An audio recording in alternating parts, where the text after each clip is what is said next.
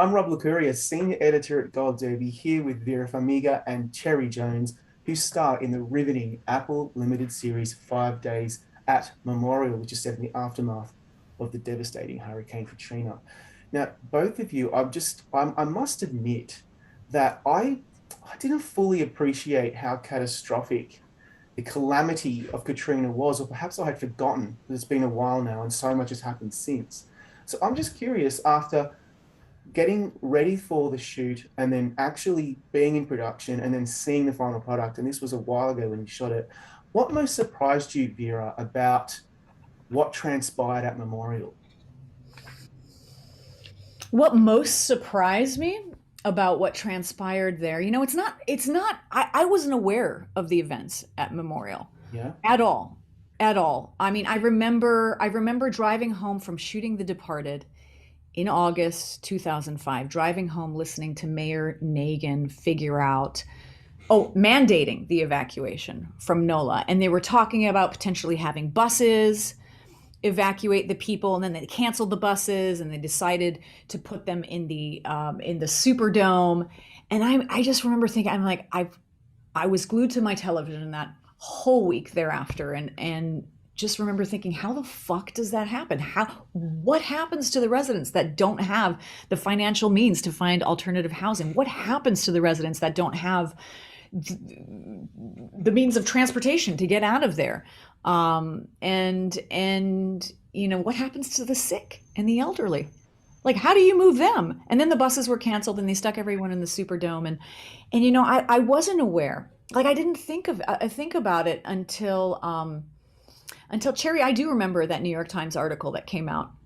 And I in hindsight now, and I don't know if I've just watched that Morley Safer interview, the 60 Minutes interview, but I feel like I actually now in hindsight remember watching that Morley Safer interview. And it's just extraordinary that we were tasked with bringing to life one of the greatest disasters of our country's history. And I thought, how do we do that? How do we do that justice? How do Yeah. we even begin to do it? And it's just every department coming together, from from Visifax, but real, but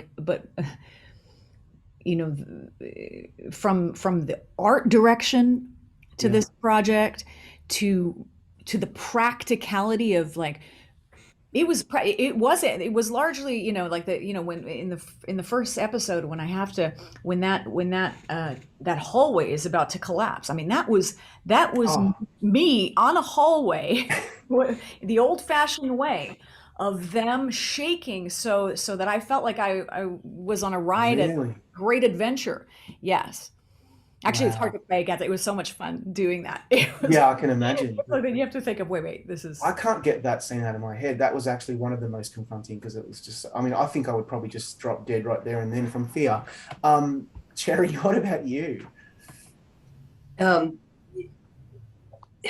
the most, the thing that I didn't anticipate, was that the original question from having Yeah, prepared? The thing that surprised me the most. yeah, Um, well, honestly, uh, as an actor, the thing that took my breath away,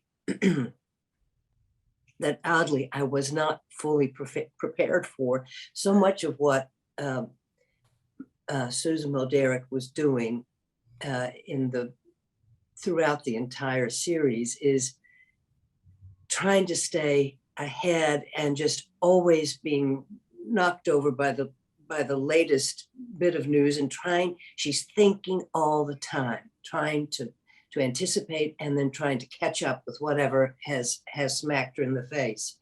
And I think because I was in that command center for so much of the time, the very first time, Vera, that I walked into the staging area Mhm. where all the patients were being staged, I had not been in that part of that set the entire time. And I remember walking through that door into a room of these wonderful background artists in various degrees of distress and terrible illnesses, and all on stretchers, all having their mouths dabbed with sponges, and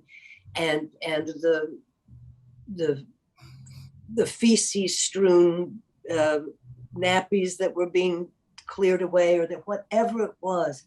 And it was all make-believe. And yet when I walked through those doors and it was dark, and I just lost it. Just a recreation of what the people that we have been fortunate enough to get to try to portray, what those people lived through. I got a note from someone that I do not know, who said that a loved one was at Memorial during that time as a cancer patient, might have even been an anapocat patient, but she didn't mention that. But she said they were fortunate because when her loved one was gotten out of the hospital, he was taken to a very good hospital, which was not always the case during those evacuations. And she said, thank you all for remembering us, because people went through so much, and then it's just sort of faded away at a time when we need to be reminded of the fact that our healthcare providers need every bit of resources and help and preparedness, both in terms of how they proceed, how they deal with these different calamities. It's serving its purpose, because someone mentioned to us the other day that to see it, to read it, but then to see it and done so well in terms of making you believe it is happening. It does bring it home to people, I think, in a more visceral way, unless they have extraordinary imaginations while reading Sherry Fink's extraordinary book. I mean, it was very visceral.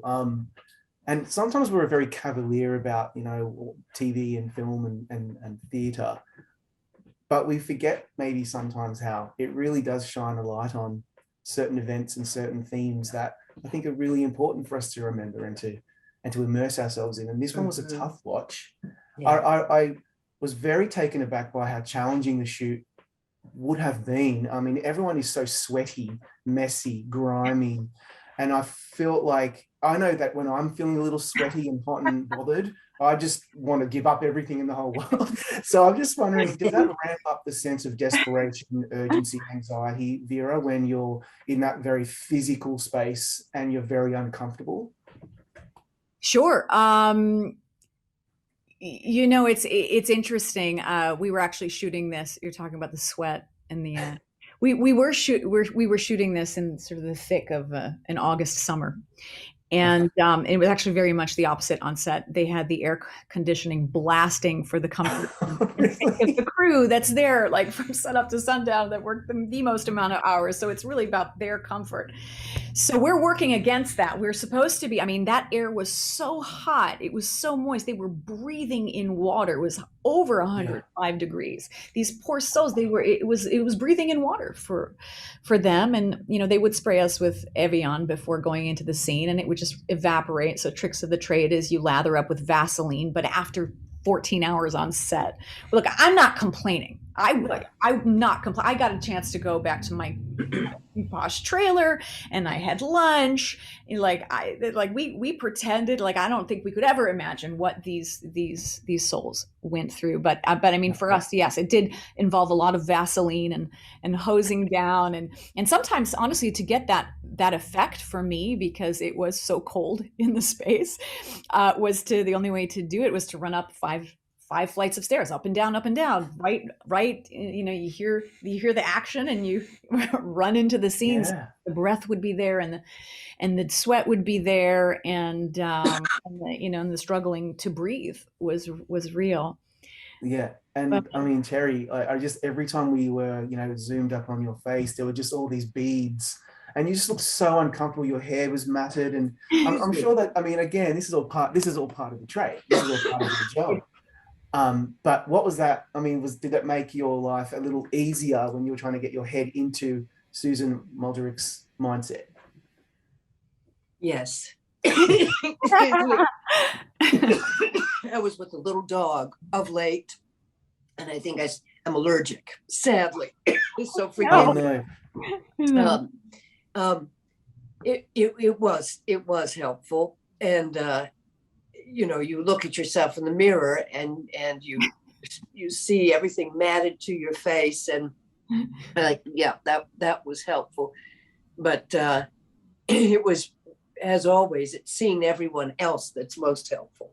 You sort of forget what you look like, but then you see what all of your comrades look like. And Yeah, this was the first time I think in the history of being on camera that my rosacea was actually welcomed into.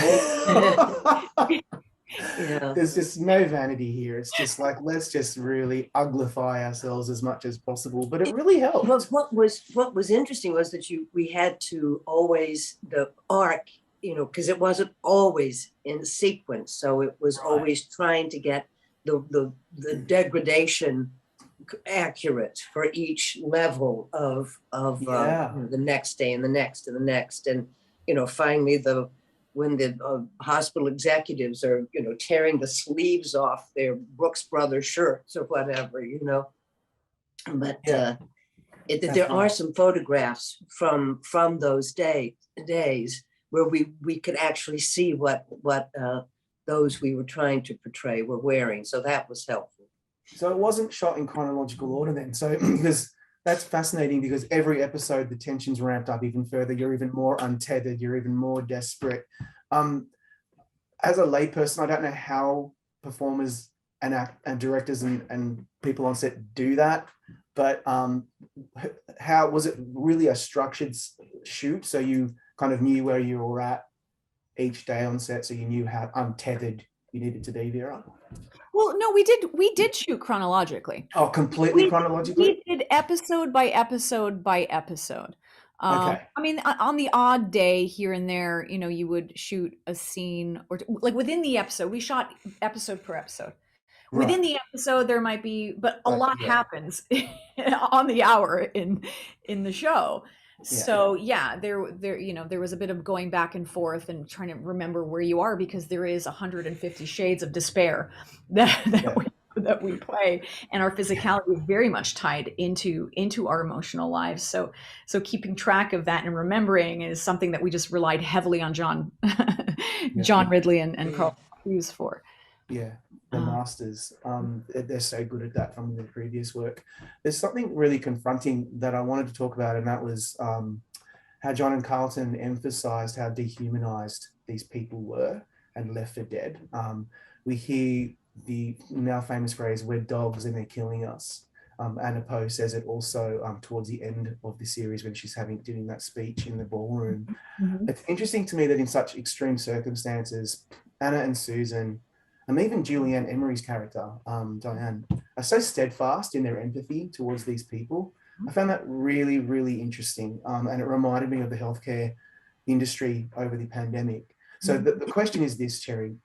You in particular, you're really playing a straight shooter. Okay, like Susan, she is the boss. She's trying to get stuff done, and she's very formidable and direct and intentional. And yet I could just see on her face that she's always this close to falling apart. And you kind of touched on this earlier.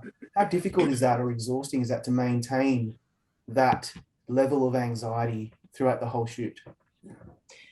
Well, it's, again, we were pretending, so I can't say that I was ever exhausted. Honestly, amazing.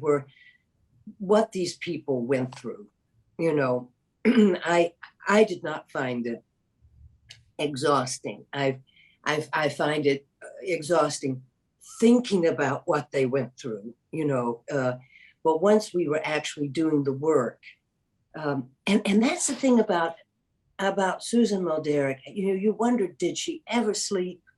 Did she ever? It just seems like she was always there, having to make that next decision, and always thinking.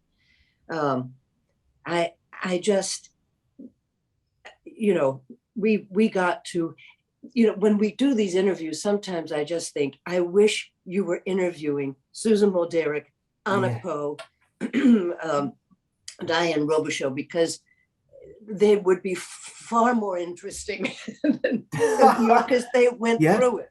And it's that crazy thing of the actors being the ones who are being interviewed. And of course we are, because it's on television. I understand all of that, but sometimes I'm very shy about ever saying we were exhausted, because we had, as Vera said, we had nice trailers to go to warm up after being so cold, pretending being so hot.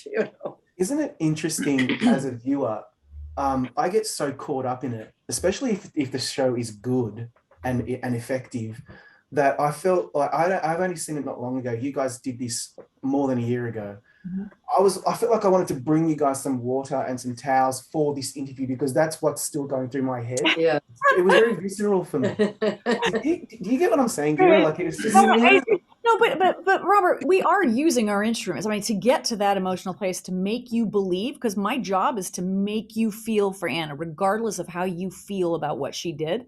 Yeah. My only job here, what I was hired to do, is to portray her, is to put you in her shoes, and give the come from her perspective, and and it's so funny, because women in these leadership positions, man, we're talking about women who are surgeons, like, who deal with cancer, who I mean, these are sharp, these are cool-headed, talented, skilled. They see a lot of death, they see a lot of life, they have a lot of victories, they do deal with defeats, in their profession. But in order to play, the depth of despair and disappointment, to grasp, like, for our job was to grasp the abysmal and dire conditions of that hospital, and grasp, and grasp and portray that how their mental reserves were absolutely zapped. Yeah.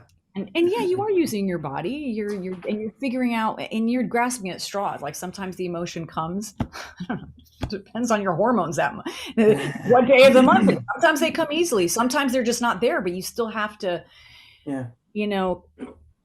figure it out. And I don't know if your body knows the difference between, I mean, I'm portraying fight and flight. I don't know. Surely some of that sticks with you, because your body is an organic, you know what I'm saying? And you're tricking your brain into believing that this is the circuit. You have to, otherwise you're not going to receive that emotional That's right. response. That's the testament to how well this show, it was just so effective. And then also I started to feel very defensive of Anna towards the end of the series. She did some really horrifying things. We're confronted by her desperate actions when, the world around her had completely fallen apart. And as you say, her mental reserves are completely depleted. And I just wonder, as the actor portraying her, and you had to do a lot of work, I assume, to get into her mindset, is there ever judgment there between you and the character? Because we were judging her, and I was like, no, I don't want her. She's not. And I have to, and a lot of the cast members would talk about it. And Terry, do you notice I did not participate in that conversation? My ears were wide open, and I listened quite a bit, but I kept my mouth shut. I kept my mouth shut because of the task at hand for me, which is that's like that was my motto: no judgment. Like, for me, I needed to focus on her virtues and her strengths and her stamina and her courage and incredible bravery and what she was up against. And on the contrary, instead of playing defeat, working against defeat and working against the exhaustion and not taking, and until that very last ultimatum,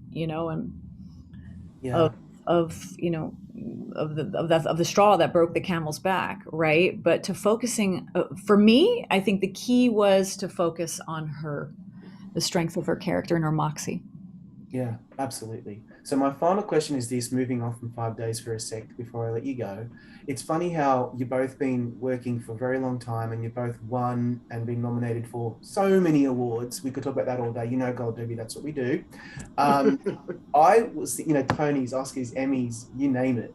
But I was thinking, Vera, if it was me, I'd Mhm. be so delighted with being nominated for the MTV Award for the scared as shit performance for The Conjuring, because that really tickles me. You know what? I was with my 15-year-old daughter, and she was like, "Is that Lorraine from The Conjuring?" I And then she's like, know. "Isn't she in Hawkeye?" I'm like, "Yeah.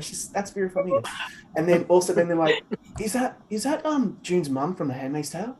Wasn't she in Succession?" And so it's funny how people attach you to certain roles, but being nominated for that kind of thing, does that make you happy that people know you from being so into this horror genre like Bates Motel and so forth? Yeah, I mean, I don't, no, I love it. I love it all. I love the pat on the back. I always love, touching people, and sure, there are, sometimes it's annoying when, I get I get pinpointed. Yeah, Oh, you're the gal from Conjuring. Like I had yeah, not done 80 other nothing, films, and nothing. but I also like, yeah, I've done a handful of other things, but I don't ever get that anyway. I usually get, did we go to school together? You just got that face where where I recognize. Yeah, I get it. And Cherry, I love it when you win awards and you've won a truckload because you always call out your fellow nominees. Vera, I'm sure you do that as well. I just can't remember. But I know with I've Cherry, she never won won it. recently I've for never won Succession. anything ever. No. I love Oh, that yeah, theory. okay. Should have, yeah, that's a whole other story. That's another interview, the things that you should have won for. Cherry, why do you, not everyone does that. And I love how you do that. Why is that important to you to call out your other nominees? Well, in the first place, some of them I really know and count as dear friends. that's just Yeah. that's just for starters. So I mean it.